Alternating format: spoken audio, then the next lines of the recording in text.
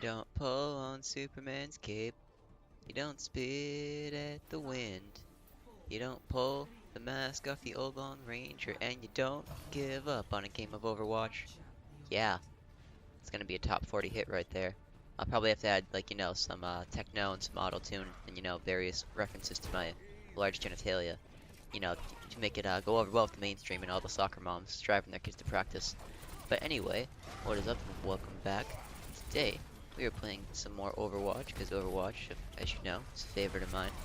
I really enjoy it, and we're playing some more Tracer today, and you're probably noticing, it's a control point match, and control points are best 2 out of 3, but you're only going to see rounds 2 and 3.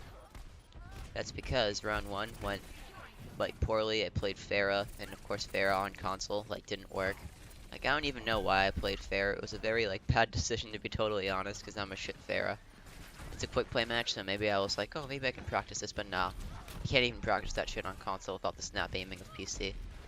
Like, if I was still in high school, like, the, SAD club, Students Against Destructive Decisions, they would, like, find me in the hallway, and they'd be like, so, I see you've been playing Pharah lately, and I'd be like, yeah, whatever.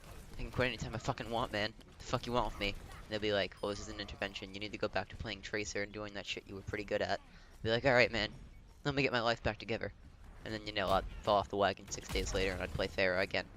But anyway, it's an epic comeback, as is displayed by the title, which will be Tracer leads the comeback.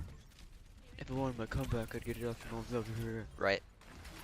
And, yeah, it was a very enjoyable game, and I figured, you know what, I haven't uploaded Overwatch in a little bit, so why don't I record this game? After game 1, I was like, after the round 1, excuse me, I was like, I haven't uploaded Overwatch in a while, so let me just go try hard, super fucking try hard here, right? And try and win, and if I win, I'll upload it. Yeah, full disclosure, I very rarely upload losses. Like, I'll upload a few losses from League, just because, like, losses in League are funnier, because you invest 45 minutes of your time to lose. It's like bringing a girl out on a date, and she has no intention of ever, like, dating you. She just wants the free food. We should talk again sometime, over drinks. And then, you're like, alright. And then it never shows. Yeah, no, just kidding. I'm not that whiny asshole on the internet. Alright, now let's transition out of that little intro talk here. What do we want to talk about today? In this beautiful world of ours, where terrorist attacks happen pretty much every 48 hours, every 36 to 48 hours now. Good job, UN. What's going on in the world of sports? Nothing. Yeah, actually, nothing. I think last night there were like 5 WNBA games and like a MLS versus Arsenal All-Star game or some shit like that. So yeah, we were in the dead heat, sports drought. No hockey, no football, no basketball. There's baseball, but man, I just can't get into baseball. It's too fucking slow. Like, I've never understood a sport where advanced stats.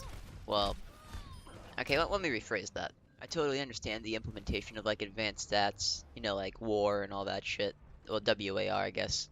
It's not fucking war. They're not going to war over baseball, right? In order to try and give yourself a better edge at the game. But baseball is heavily reliant on it. Like, what right-handed pitcher will go better against this left-handed batter to try and minimize that disadvantage, how will X match up against Z.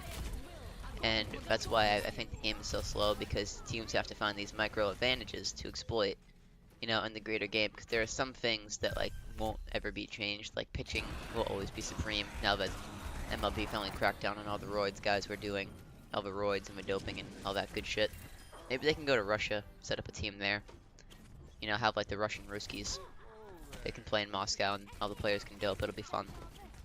But anyway. Yeah, I just never got into baseball, man. It's too slow. And also, like, like, the game's a bit of a dick tease as well. And here we go. It's a fly ball. It's going. He really nailed that one, folks. And it's foul. Yeah. Your boner just goes away instantly. Like, all that adrenaline, like, ah! Eh. Yeah, and that's why, I prefer hockey and football, where, although football does have those moments too. And an 80-yard touchdown pass. Pass interference on the offense. And there it goes. Reppin' pepperoni. So I guess you should be fair. Yeah, football has those moments. The last 2 minutes of a basketball game are just fouls. Fouls on fouls on fouls. That's why hockey reigns supreme. Yeah. Even though a lot of people don't like it. because the TV product development is stale as fuck. Like, as someone who's watched it his whole life, I will tell you, it is very stale compared to the other three major sports. You know, it's basically the Chicago Blackhawks and Friends. That's what NBC broadcasts. Alright, here I'm Doc Emmerich, and here the Chicago Blackhawks against the Pittsburgh Penguins. This is one of 4 matchups we'll be broadcasting between these two teams this year. Oh, great job, Doc. Shut the fuck up, Pierre. Yeah, for those of you, for the 3 million people who annually, like on average, who watch those games, you'll get that joke. But anyway, second time I said but anyway, I've been trying to crack down on that. Like I said, just with Farah, I'm falling off the wagon again. All my old habits, my old bad habits, they're coming back. So yeah, sports, very quiet right now. Like, the biggest football news is that a pothead, everybody's favorite lovable degenerate pothead, Josh Gordon, got a second chance. So I can't wait to take him in my fantasy league and have him get suspended again. Like, full disclosure, I know I'm gonna take him. It's because that would be fucking hilarious if he does anything good, you know? And imagine, like, all the epic puns that'll come out of it, like the headlines if he does well again, like he did during that breakout season during his second year, I believe. That was his second year. You know, just imagine. Cleveland star. Gordon smokes the defense in Cleveland's win over Washington, or some shit like that. And, or, maybe he starts struggling midway through the year. Cleveland coach. Don't mean to be blunt, but Gordon needs to step his game up. Oh man, there's so many possibilities, you know. You have to weed out the bad ones, but if you do, you're gonna find some very punny, some very funny and entertaining jokes. And, ESPN can, make a living off of broadcasting those jokes, because that network is a joke now. Heyo. Alright, what else? We talked about sports a lot during this commentary. Let's bring it back to video games. Video games are also in a dead heat summer drought. So yeah, that'd be a good idea. I played Pokemon. That'd be a great idea. Everybody's playing Pokemon Go. If I would do like a Pokemon playthrough, I wonder if people would watch that. I may do that now just for shits and giggles. Because, it always seemed fun, and also I bought most of the game so I wouldn't feel bad about playing it, here on PC. It's like the thing where you download, like if you buy an album, you technically get one song download, like off the internet for said album. Or no, that's what it was. Oh yeah, if you buy an album, you can burn the song to one CD. I think it was that. Yeah, you can burn each song to one CD. If you want to be like, a burnout, give the burn notice.